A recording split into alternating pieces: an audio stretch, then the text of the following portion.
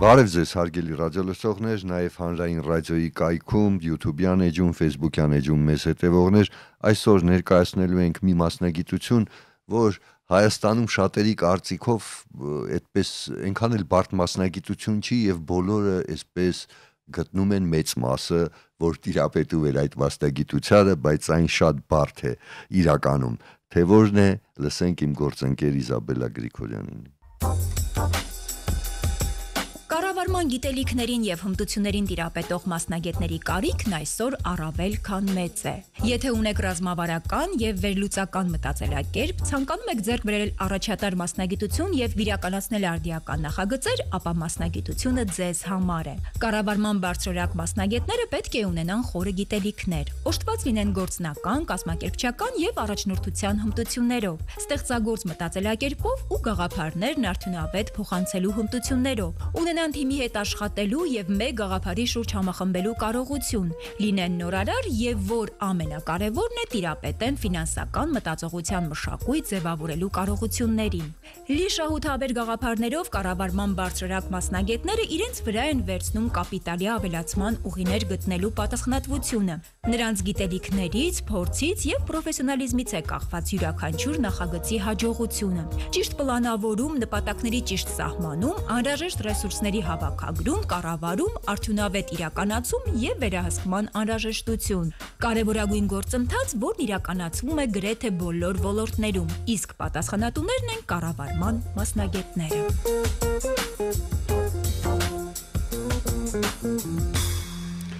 Իմ զրուցակիցն է Հայաստանի Հանրապետության Գիտությունների ազգային ակադեմիայի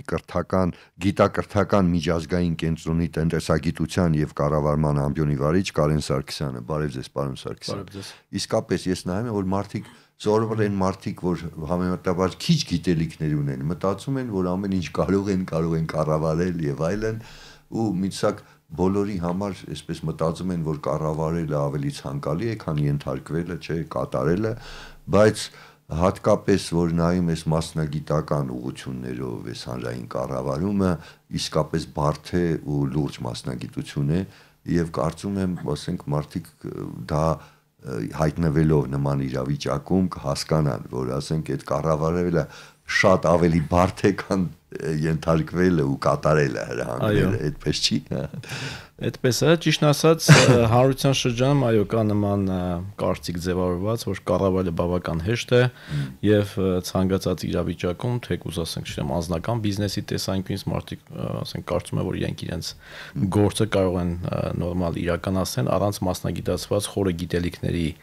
արկայության, ինչը իրականում այդպես չէ, քանի որ հիմնականում նման մտածելակերպի տեր մարդիկ արձագանքում են, ասենք, իրականությանը, այսպես post factum սկզբունքով, այսինքն դեպքում նոր որոշում կայացնել, այնինչ կառավարումը ինքը բավական խորը մասնագիտացում է եւ կառավարման դեպքում նաեւ այդ իրադարձությունների զարգացման կանխատեսումը, իրադարձությունների ճիշտ ուղու վրա, ասենք, իրադարձությունները դասավորել, դա արդեն իսկ ոնց որ մասնագիտական հմտություն է, որը պետք է օժտվածնի ցանկացած կառավարիչ։ Կարծում եմ, այսինքն միայն զուտ, ասենք, արկա իրավիճակում որոշում կայացնելուց կամ ասենք փոքր ինչ-որ շրջանակում խնդիրներ լուծել, դա դեռևս կառավարում չի, քանի որ կառավարումը ինքը նախ նշեմ դա միջդիսցիպլինար գիտություն է, որի մեջ ներառված է թե սոցիոլոգիա, թե տնտեսագիտություն, նաև իրավունք որոշ դեպքերում եւ կարծում եմ մեզ համալիր գիտելիքներ հենց ապահովում են նման, այսինքն մասնագիտության եւ մասնագիտական հմտությունների կարողությունների ապահովումը։ Պարոն Սարգսյան, որ նայում ենք այդ կառավարումը այսպես լայն հասկացություն է։ Հիմա ասենք մենք խոսում ենք, չէ, հանրային կառավարման, ասենք հանրային ֆինանսների կառավարում, զբոսաշրջության կառավարում, այսպես բնագավառները կարելի է այսպես շատ երկար այսպես ցանկ կազմել, բայց երևի կա կառավարման մեջ ինչ որ մի, չգիտեմ, ասեմ դիսցիպլին, թե ինչ որ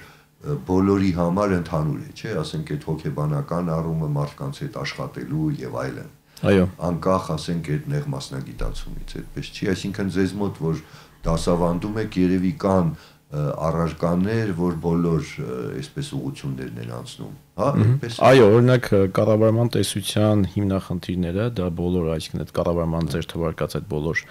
մասնագիտություններում անցնում են, քանի որ դա հենց կառավարման հիմքն է, կառավարման տեսությունը, հենց կառավարման գիտության ձևավորման հենց ակունքներից մինչ օրերս ինչ խնդիրներ կան, ինչ հիմնախնդիրներ են եւ ինչ լուծումներ են առաջարկում տարբեր ասենք գիտական ուղղությունների ներկայացուցիչներ, սա կարեւոր է, որպեսզի ուսանողի մոտ ձևավորվի համապատասխան հմտություններ, կարողություններ ապագայում համապատասխան իրավիճակներում ճիշտ կողմնորոշվելու, ճիշտ որոշումներ կայացնելու հետ կապված։ Սա ոնց որ կառավարման հիմքն է։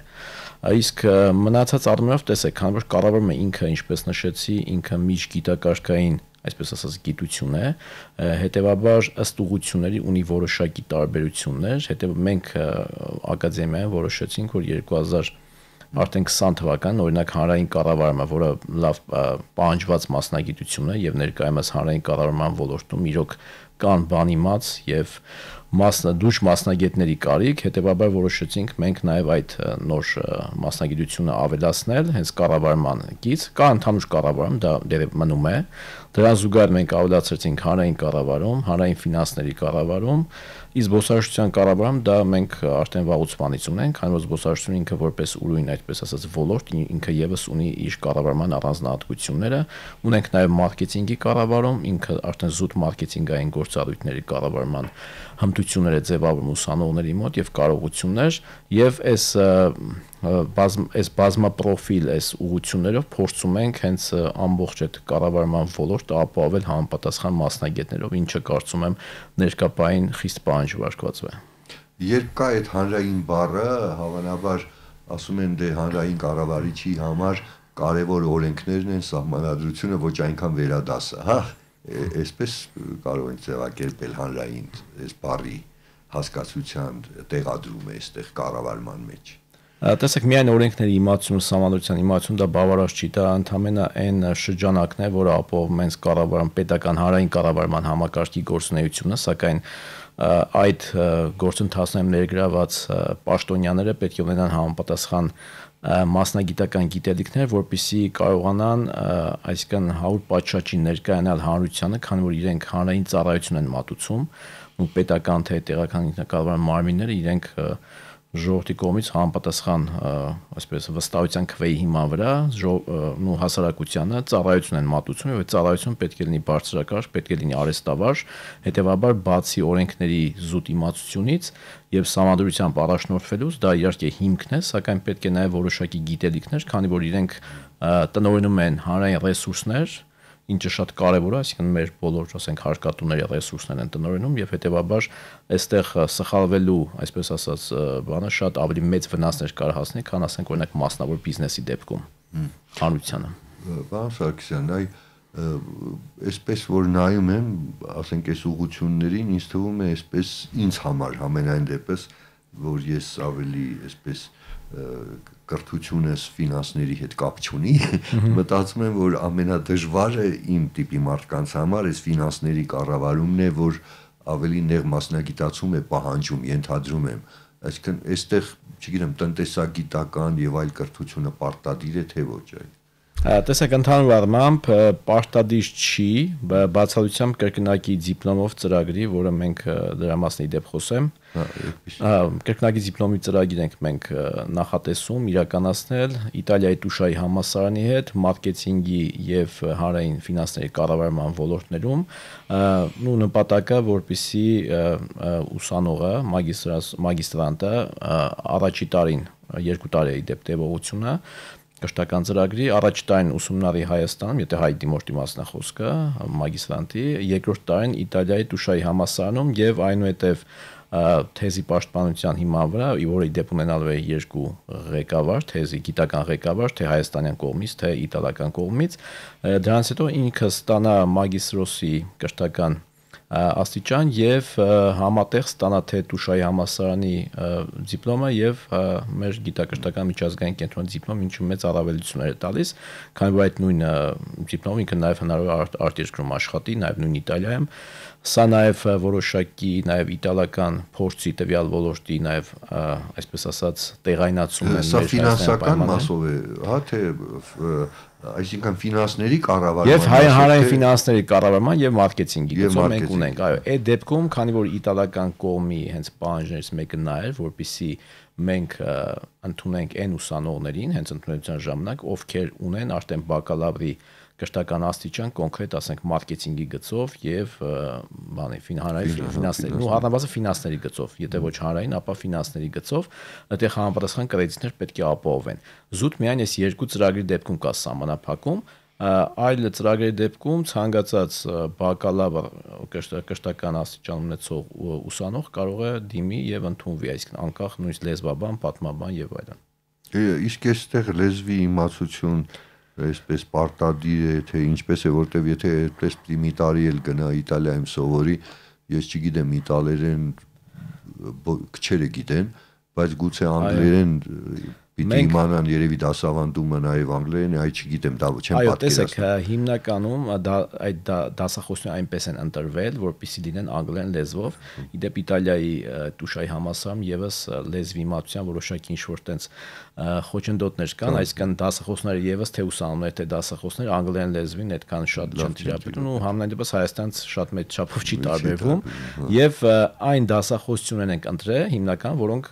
ու այն մասնագիտությունները, որտեղ անգլախոս, այսպես ասած, դասախոսները գերակշռում են եւ այդ առարկաները անգլերեն լեզվով են անցնելու։ Իհարկե, իտալերեն լեզուն մեր որպես ասենք օտար լեզու երկրորդ անցնելու են նաև առաջի տարում, իհարկե այն աստիճանի չի լինի, ասենք պրոֆեսիոնալ, որպես են 1 տարում իրեն կարողանան չգիտեմ, շաբաթական 1, ասենք, դասի շրջանակում տիրապետեն, սակայն բազային գիտելիքներ կունենան նաև իտալերենից, որպես այնտեղ թեկուզ կենցաղային այդ մակարդակում կարողանան շփվել, նաև բացատրվել, հաղորդակցվել, սակայն դասախոսները անգլերեն լեզվով են, իսկ անգլերենի շեշտադրում անում ենք նաև ընդունելության ժամանակ կոնկրետ այս երկու կրկնակի դիպլոմով ծրագրերի հավակնորդներին, այսինքն անգլերեն լեզուն մենք արդեն ընդունելության ժամանակ պետք է ստուգենք։ Իսկ այ հետարքիր է, ասենք, այս կառավարման հարցում տարբերությունները շատ են մեր եւ իտալացիների, այսինքն մեր եւ արևմուտքի, ինչ որտեղ դե մենք որ այս խորհրդային միությունից շատ բան ժառանգել ենք, այն ժամանակ մի քիչ այլ էր, դե ասենք այդ քաղաքական սպեկտրը շատ կարեւոր էր եւ նաեւ ներթափանցում էր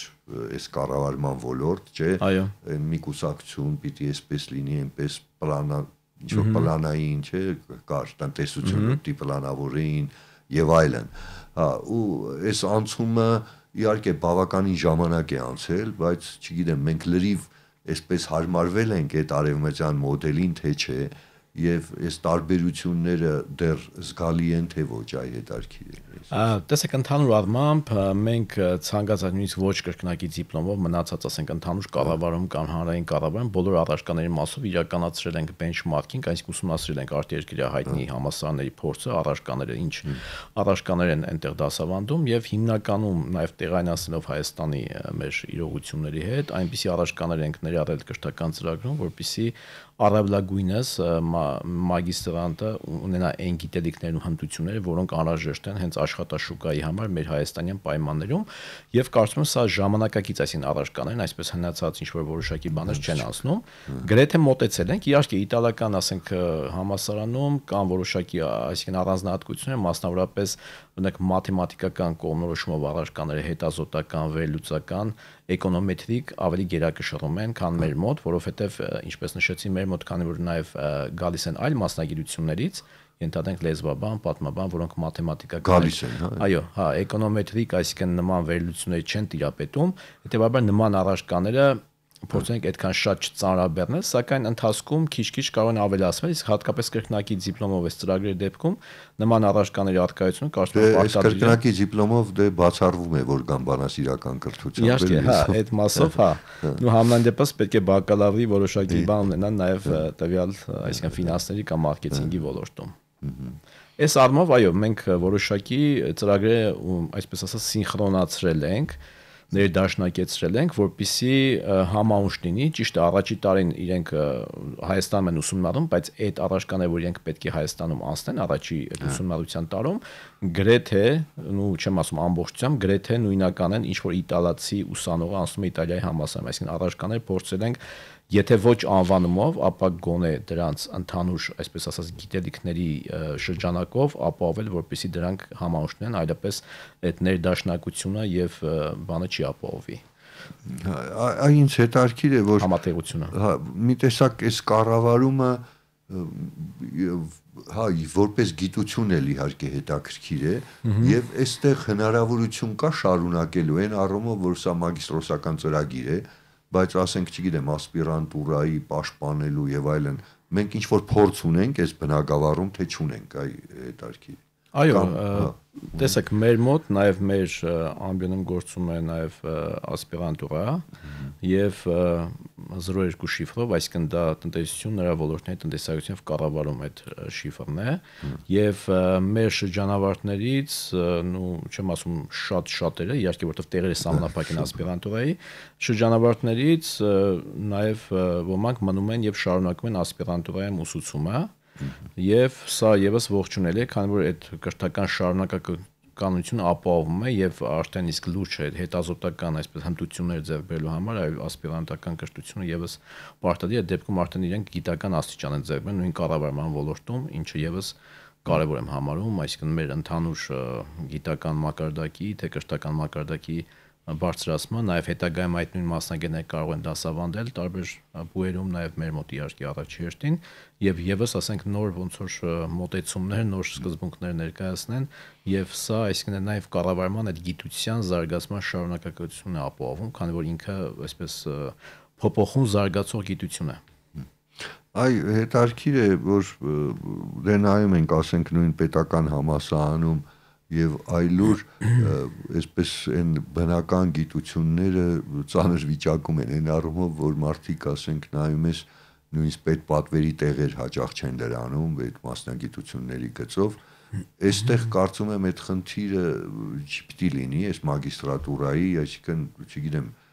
երևի դիմորդների այդքան դուք պակաս չեք զգա որտեվ երևի կառավարել բոլորն են սիրում այս առումով թե կա այդ խնդիրը չգիտեմ Տեսեք խնդիրը հետեւյալն է կայանում ու հիմնական էլի ինչպես մենք այս ընթացքում ուսումնասիրել ենք հասկացել ենք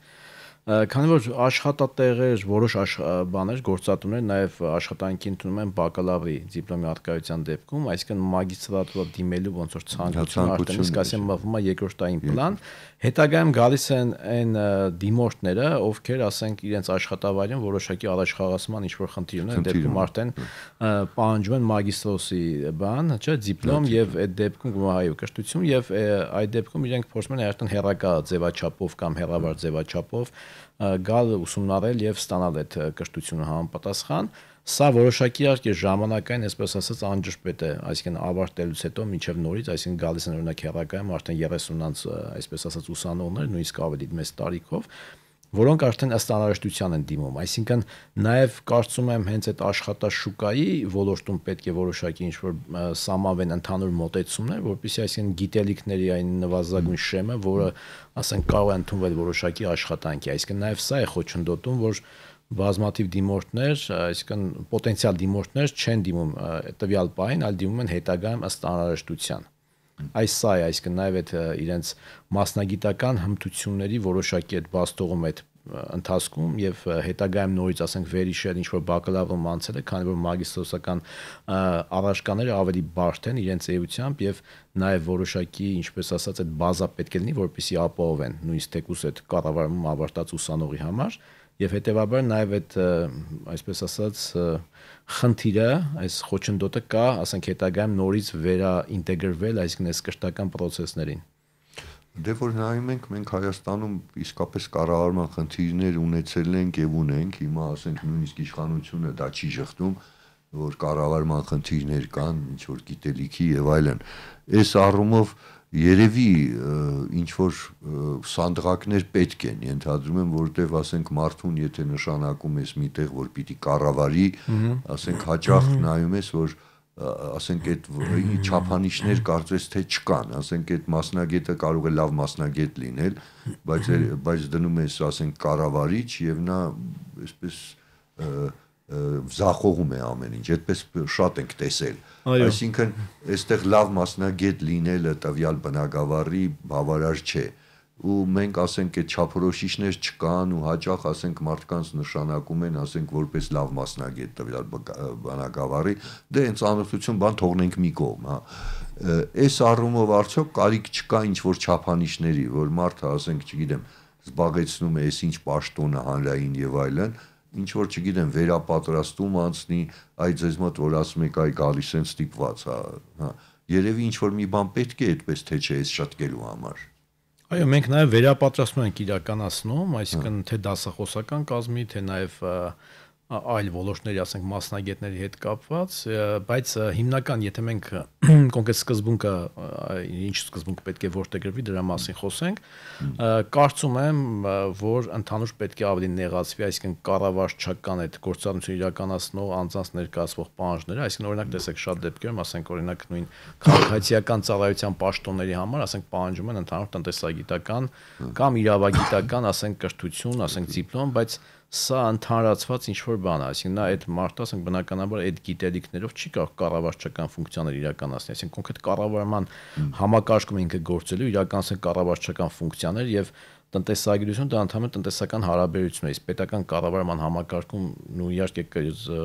չեմ շղթում կա տնտեսական հարաբերություն, բայց դեպի այլ դաշտում, այսինքն իրեն ավելի շատ այստեղ կառավարչական հմտություններ են պետք։ Իսկ տնտեսագիտությունը եւ կառավարումը նույնական է, շատ դեպքերում նույնականացնում են, ասենք տնտեսագիտությունը նաեւ կառավարումը լրիվ այլ գիտակարգ է,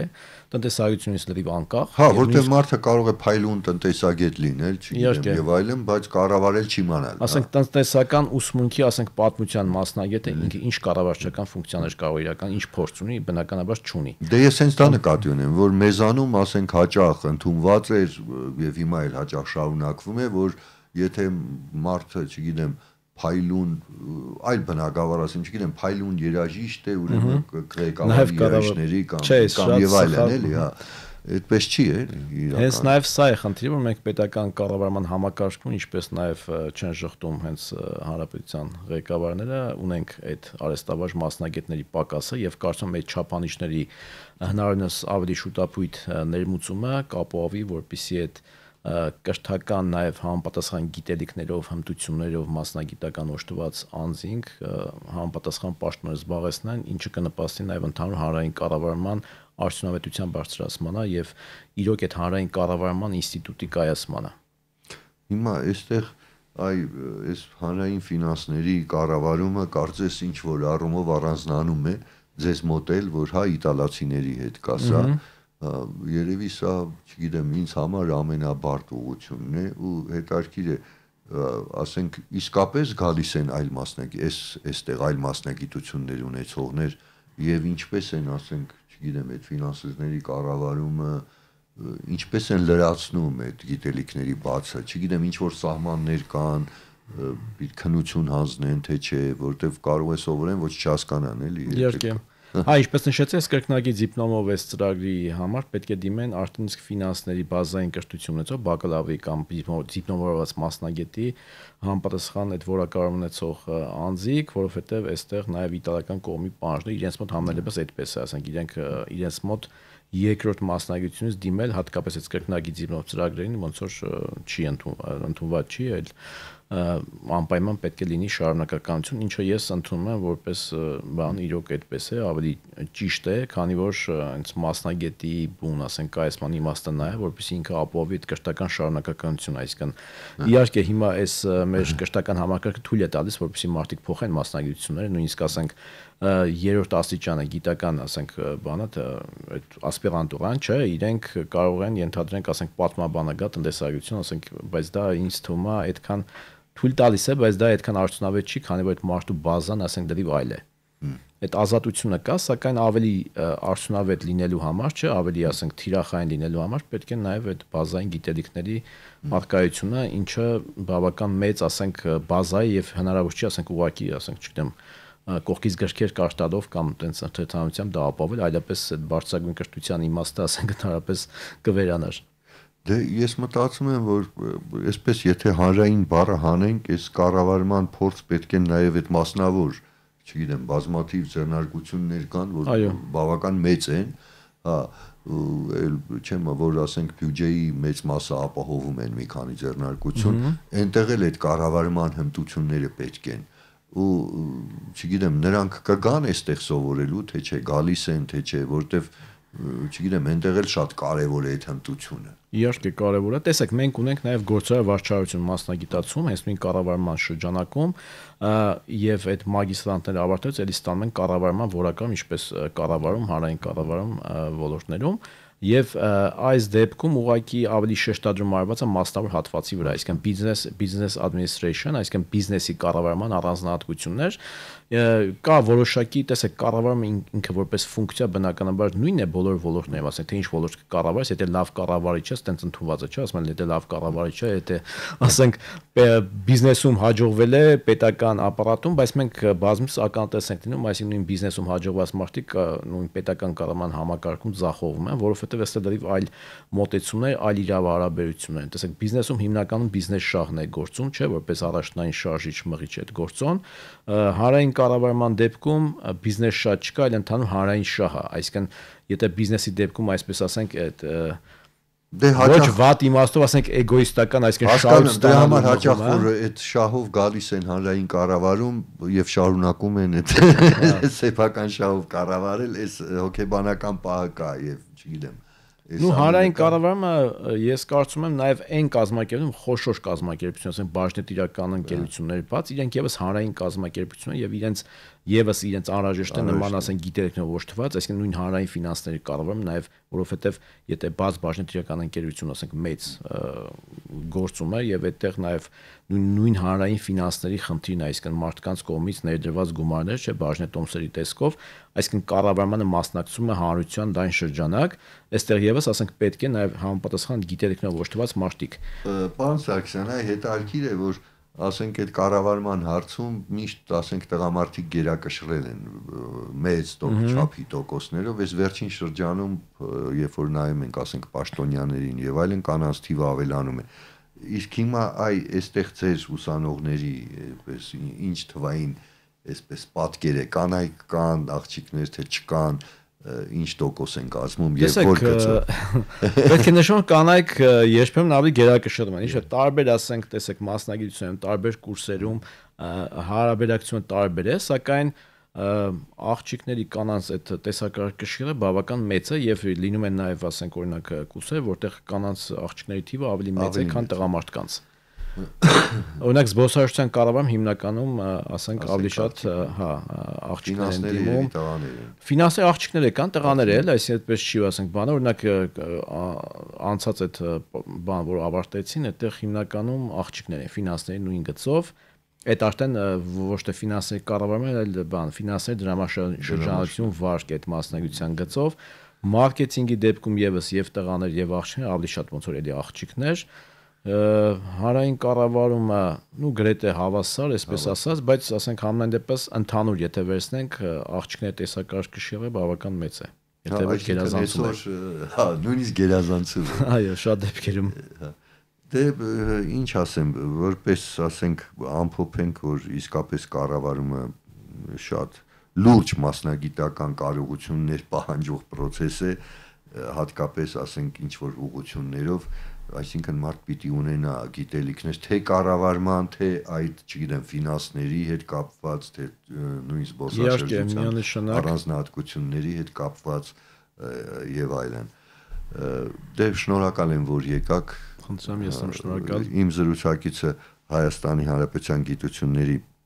Ազգային ակադեմիայի գիտակրթական միջազգային կենտրոնի տնտեսագիտության եւ կառավարման ամբիոնի վարիչ Կարեն Սարգսյանն էր, նրա հետ զրուցեց Ստեփան Զաքարյանը, կհանդիպենք։